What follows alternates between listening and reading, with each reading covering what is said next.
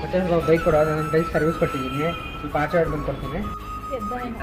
ನೀನೇನು ಯೋಚನೆ ಮಾಡ್ಬಿಡ ಮಚ್ಚ, ನಿನ್ನ ಬೈಕ್ನ ನಾನು ಜೋಪಾನ ಹೋಗಿ ತಂದು ಕೊಡ್ತೀನಿ. ಸರಿ ಮಚ್ಚ, ತಗೋ. ಫ್ರೆಂಡಿಗೆ ಬೈಕ್ ಕೊಟ್ರಾ?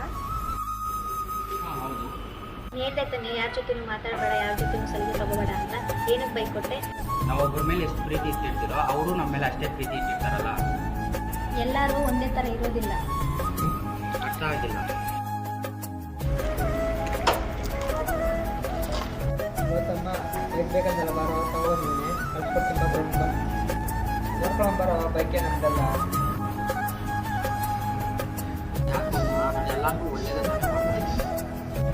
ನೀನು ಒಳ್ಳೆತನನೇ ಇವತ್ತಿನ ಈ ಪರಿಸ್ಥಿತಿಗೆ ಕಾರಣ, ಅರ್ಥ ಮಾಡ್ಕೋ. ಪ್ರೀತಿ ಇಟ್ಟ ನಂಬಿಕೆ ದೊಡ್ಡದು, ಇದು ಅದಿಲ್ಲ, ಎಲ್ಲ ತೀಟೆ ಕೆಲಸ.